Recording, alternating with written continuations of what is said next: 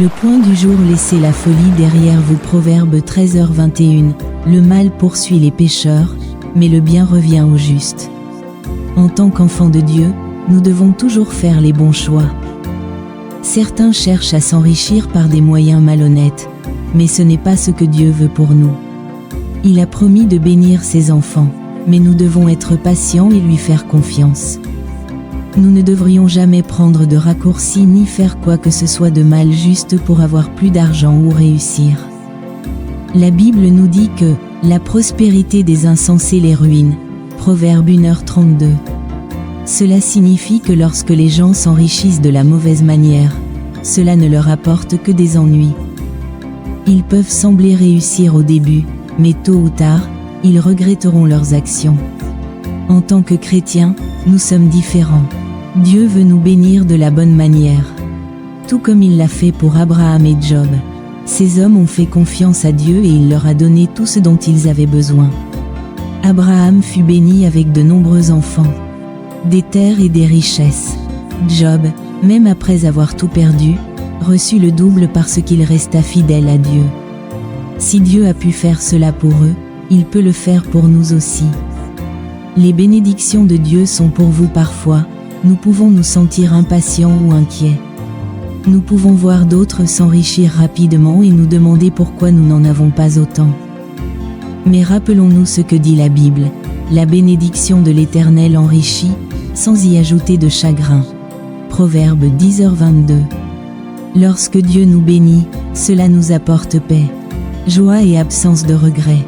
Mais lorsque les gens empruntent le mauvais chemin, ils peuvent avoir de l'argent, mais aussi de la peur, de la culpabilité et des difficultés. Nous ne devrions jamais échanger notre paix contre la richesse. La voie de Dieu est toujours la meilleure. Si nous travaillons dur, restons honnêtes et lui faisons confiance, il nous bénira au bon moment. Notre devoir est de suivre ses enseignements, de prier et de croire qu'il prendra soin de nous. Vivre comme des enfants de Dieu pour recevoir les bénédictions de Dieu. Nous devons d'abord vivre comme ces véritables enfants. Cela signifie laisser la folie derrière nous et prendre des décisions sages. Voici quelques moyens d'y parvenir. 1. Soyez honnête dans tout ce que vous faites. Ne mentez jamais, ne trichez jamais et ne volez jamais pour réussir. Dieu récompense l'honnêteté et voit tout ce que nous faisons.